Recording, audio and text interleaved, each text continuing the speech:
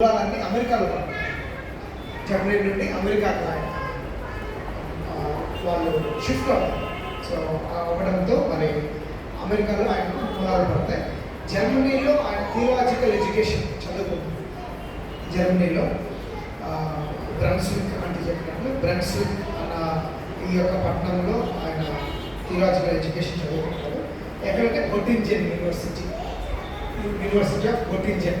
So ఈ గొట్టింజెన్ యూనివర్సిటీలో ఆయన చదువుకోవడము, మరి అక్కడ నుండి యుఎస్కి వెళ్ళాము. యుఎస్లో ఆయన వైఫ్ పేరు మేరీ వెబ్ గ్యాష్ 1819లో పెళ్లి చేసుకున్నారు. ఆయన వివాహం జరుగుతుంది. మరి ఆమె చనిపోతుంది. మరి ఆయన ఇండియాకి రాకముందే ఆమె చనిపోతుంది. సో సింగిల్ మిషనరీగా ఇండియాకు ఆయన రావడము మనం చూస్తాం. మరి దీనికి ముందు కొంచెము బ్యాక్గ్రౌండ్ మనం తెలుసుకోవాలి. అప్పటి పరిస్థితులు ఎలా ఉన్నాయని బ్యాక్గ్రౌండ్ తెలుసుకోవాలి. ఈయన రాకముందు దాదాపు 100 సంవత్సరాల ముందు భారతదేశానికి మొదటి లూథరన్ మిషనరీ వస్తుంది. ఎవరు ఆయన చెప్పగలుగుతారు? ఆయన పేరు 1706లో వస్తుంది తమిళనాడుకు ఒక ఆయన ఎవరో చెప్తారు? జిగన్ బాల్. బర్త్లోనే జిగన్ బాల్ కానీ మొట్టమొదటిగా డెన్మార్క్ నుండి తమిళనాడు తరంగంబాడి ట్రాంకోబార్ అనే ప్లేస్కి రావడం జరిగింది. ఆయన మొదటి లూథరన్ మిషనరీ. కాకపోతే పంపబడిన మిషనరీ కాదు. ఆయన డెన్మార్క్ ఈస్ట్ ఇండియా కంపెనీలో వాళ్ళకు సేవ చేయడానికి వచ్చింది. కానీ ఈయన మాత్రం ఆయన మాత్రం కేవలం సేవ నిమిత్తమే వచ్చింది. కనుక ఈయనను ఫస్ట్ లూథరన్ మిషనరీగా మనం భావిస్తాం. మరి ఆయన రావడంతో పాటు వాళ్ళు ఒక మిషన్ తీసుకొచ్చారు ఇండియాకి, Lutheran missions. So Lutheran mission రాకముందు ఎవరు ఇండియాలో మిషన్ చేస్తున్నారు? దేవుని పని ఎవరు చేస్తున్నారు? దేవుని సువార్త చెప్తారు. అంటే ఏ సంస్థ వారు, లేకపోతే ఏ డినామినేషన్ వారు? మనకన్నా ముందు, వాళ్ళకన్నా ముందు క్యాథలిక్స్ ఆద్యులు ఇండియాలో మిషన్స్కు. క్యాథలిక్స్ ఆద్యులు వాళ్ళు దాదాపు 14-15వ శతాబ్దం నుండి ఇండియాలో వాళ్ళు జెస్యూట్ మిషనరీస్ అంటారు వాళ్ళు. మరి వీళ్ళను డాన్ బాస్కో ఆ యొక్క వాళ్ళ శాఖ నుండి వీళ్ళని పంపిస్తారు. వాళ్ళ ఫోకస్ ఏంటంటే ఎడ్యుకేషన్, హెల్త్. సో లూథరన్స్ కన్నా ముందు క్యాథలిక్స్ మిషన్ చేస్తారు. కానీ క్యాథలిక్స్ చేసే విధానం చాలా డిఫరెంట్గా ఉంటుంది. వాళ్ళంతా ఏంటంటే రాజుల దగ్గర నుండి వాళ్ళ యొక్క బలంతో వాళ్ళు వాళ్ళు మిషన్ చేసేవాళ్ళు. వాళ్ళకు అండదండలు రాజులు ఇచ్చేవాళ్ళు, మనీ ఇచ్చేవాళ్ళు. సో ఎక్కువ మందిని కన్వర్ట్ చేసేసారు. తమిళనాడు, మరి గోవా ఆ ప్రాంతంలో ఎక్కువ మందిని చేపలు పట్టే వాళ్ళను, మరి లోవర్ క్యాస్ట్ వాళ్ళందరినీ కన్వర్ట్ చేస్తారు. మరి ఇండియాలో, ఆంధ్రాలో అంత ఎక్కువ మిషన్ లేదు, క్యాథలిక్ మిషన్. కానీ మరి ఈ ప్రాంతంలో ఉండేది. మరి వాళ్ళ మిషన్ ఎలా ఉండేదంటే హిందూ సంప్రదాయాలను వాళ్ళు ఇన్కల్చరేషన్ అంటారు. అంటే వాళ్ళు మరి అడాప్ట్ చేసుకొని చేసేవారు. ఒక చిన్న ఎగ్జాంపుల్ చెప్పండి, చాలా విచిత్రంగా ఉంటుంది.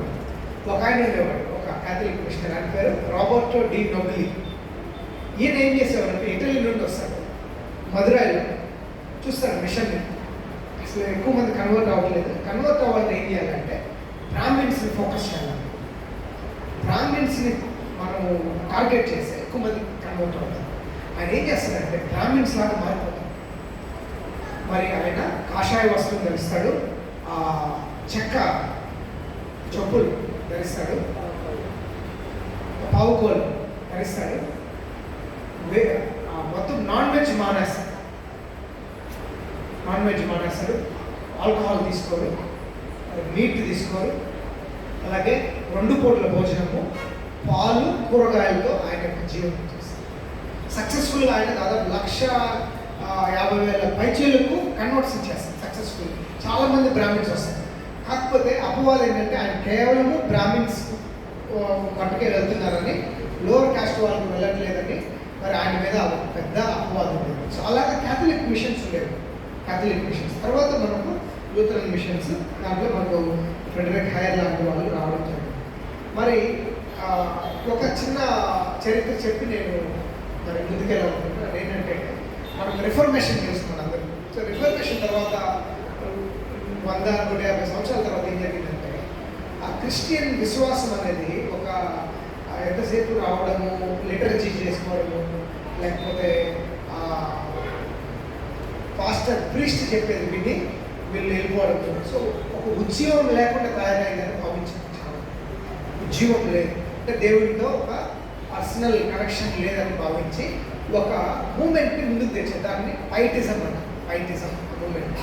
ఈ పైటిజంలో ఏంటంటే ఒక విశ్వాసిని మొత్తం పట్టించుకోవాలి. కేవలం వాకింగ్ ఎక్కడమే కాదు, అతనికి ఎడ్యుకేషన్ ఇవ్వాలి, అతనికి హెల్త్ కేర్ ఇవ్వాలి, అనాథాశ్రమాలు స్టార్ట్ చేయాలి, మరి వొకేషనల్ స్కూల్ స్టార్ట్ చేయాలనే ఈ యొక్క థాట్ యూరోప్లో స్టార్ట్ అయింది. యూరోప్లో దాన్ని జీగన్ బాల్ వాళ్ళు తీసుకొచ్చారు ఇండియాకి తీసుకొచ్చి జీగన్ బాల్ వాళ్ళు ఇంప్లిమెంట్ చేసేసారు. మొట్టమొదటి దళితుల్ని లోపలికి యాక్సెప్ట్ చేసింది కూడా జీగన్ బాల్. వార్తలోకి జీగన్ బాల్ మనము తమిళనాడులో చూస్తాం.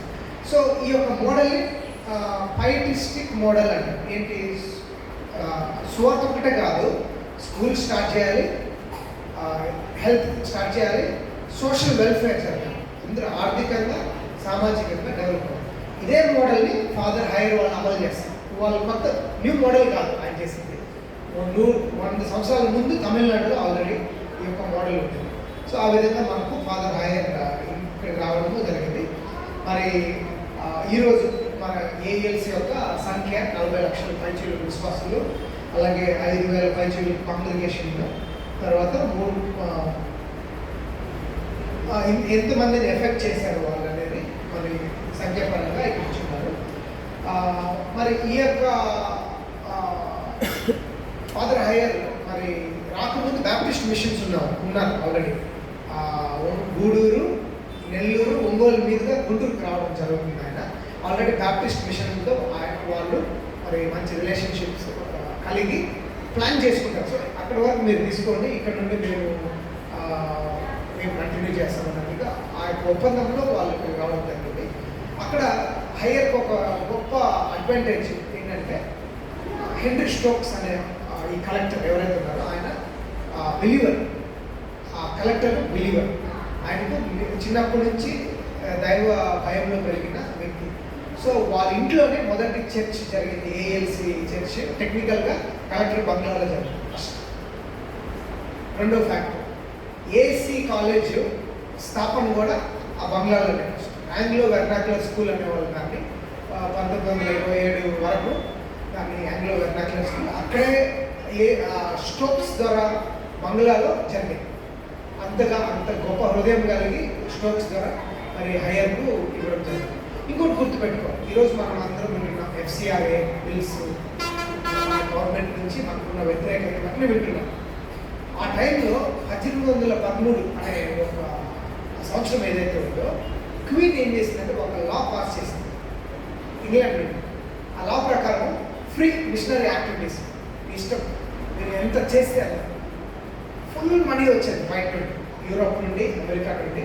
ఈరోజు ల్యాండ్స్ ఇవంతా ఏంటంటే క్వీన్ చేసిన ఆ చట్టం ప్రకారం 1813 మిషనరీస్కి అనుకూలం చట్టం.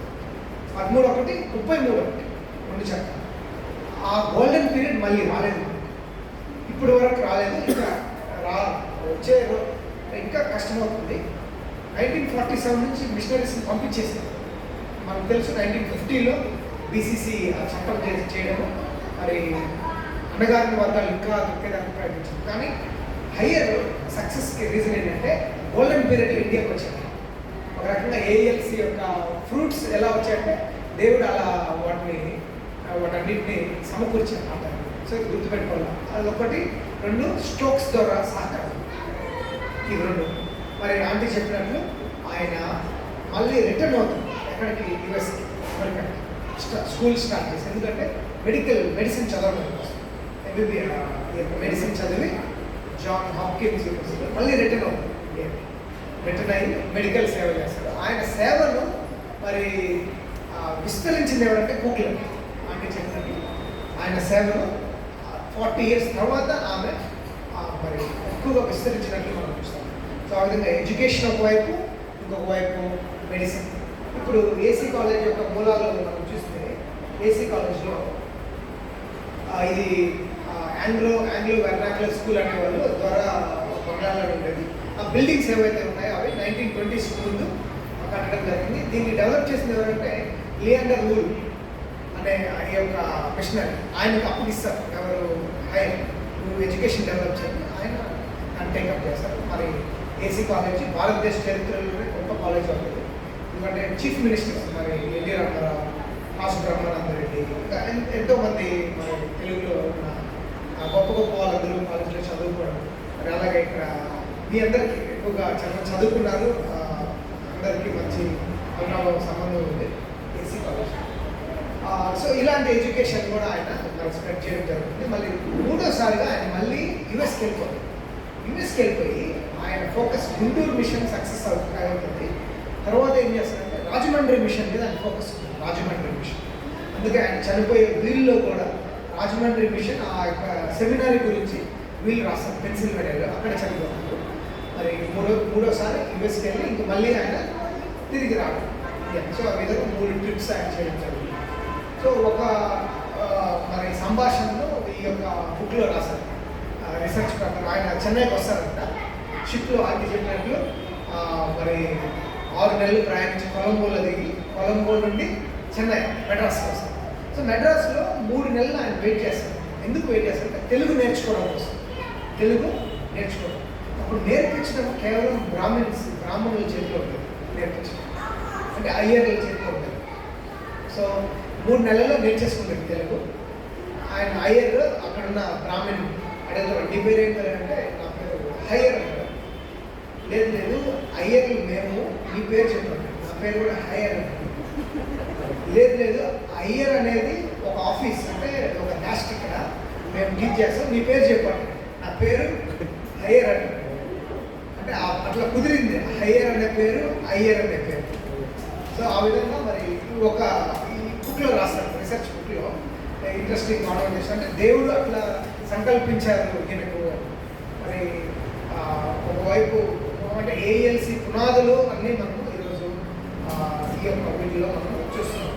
మరి చివరిగా మనకు ఆయన ఇచ్చిన ఈరోజు గాస్పెల్ డే ముగిస్తాను. గాస్పెల్ డే 31 జరుపుకున్నాం. సువార్త అంటే కేవలం నోటితో మాత్రమే చేసే సువార్త కాదు, ఇది ఎడ్యుకేషన్ ద్వారా చేయాలి, హెల్త్ అంటే అన్ని విధాలుగా డెవలప్మెంట్ జరగాలి. సో ఈరోజు మనం అందరం ప్రశ్నించుకోవాల్సిన విషయం ఏంటంటే, ఇలా మనం సువార్తను చేస్తున్నాం లేదా కేవలము మన నోటికే పరిమితమైన, అంటే వాక్యానికే పరిమితమైన. మరి హయ్యర్ యొక్క నిజమైన లెగసీ ఏంటంటే నా దృష్టిలో మన బిడ్డలకు మనం నేర్పించలేదు ఫస్ట్. ఎందుకంటే మనకు ఎగ్జాంపుల్స్ ఇంకా పెద్దవాళ్ళు ఎవరు అవసరం లేదు, వాళ్ళు మనకు వాళ్ళు ఇచ్చిన ఎగ్జాంపుల్స్. ఇంకా మనకు పెద్దవాళ్ళని అడిగితే వాళ్ళు ఎన్ని కష్టాలు పడ్డారో చెప్తారు. అంటే ఆ వీపు మీద ఉన్న ఆయనకున్న ఆ వేడిలో ఉన్న ఆ యొక్క పుండ్లతోనే మరి ఆయన ఎలా సేవ చేసేవారు. సో ఇలాంటి భౌతికమైన ఇబ్బందులు ఎదుర్కొని వాళ్ళు ఎలా ముందుకు వెళ్ళారు అనేది మనం చూస్తాం. సో ఈ యొక్క 2026 జూలై 31 ఆయన 1842 జూలై 31 వచ్చారు. సో మనం 3 సంవత్సరాల తర్వాత మనము ఏం నేర్చుకోగలుగుతాం ఈ లైఫ్ నుండి, మన బిడ్డలకు మనం ఏం ఇన్స్పిరేషన్ ఇవ్వగలుగుతాం. సో అది కష్టించి పనిచేయడం అయితేనేమి, లేకపోతే ఆయన ఒక థియాలజియన్గా వచ్చి మళ్ళీ డాక్టర్గా తిరిగి వచ్చారు. అంటే అవసరం చూసి మళ్ళీ డాక్టర్గా చదివి మళ్ళీ తిరిగి రావడం ఎంత కష్టమైన పని. ఇవన్నీ కొన్ని వందల సంవత్సరాల క్రితమే వాళ్ళు చేశారు కాబట్టి వాళ్ళ ఫలాలను మనం ఈరోజు అనుభవిస్తున్నాం. సో ఈ ఫలాలు కొనసాగాలంటే ఈ యొక్క స్పిరిట్ని మనము పాస్ చేయాలి. అది ఎలా పాస్ చేయాలని మీరు పెద్దవాళ్ళు అందరూ మీరు ఈరోజు మనం కలిసి ఆలోచించి ముందుకు తీసుకువెళ్ళాల్సిన అవసరం. అలాగే ఈ యొక్క టబర్నాకల్ లూథరన్ చర్చ్లో కూడా మనం ఈరోజు చేసుకున్నప్పుడు ఇది చాలా మంచి పరిణామము. మన పితరులను తెలుసుకోవడం, మన చరిత్రను తెలుసుకోవడం, దాని నుంచి మనం ఇన్స్పిరేషన్ పొంది దేవుడిని బయటపరచడం ఈ యొక్క అవకాశం ఇచ్చినందుకు థ్యాంక్స్. వాట్సాప్ గ్రూప్లో పోస్ట్ చేశాను మరి పీపీటీ, మీరు కావాలంటే ఇన్ఫర్మేషన్ మొత్తం దాంట్లో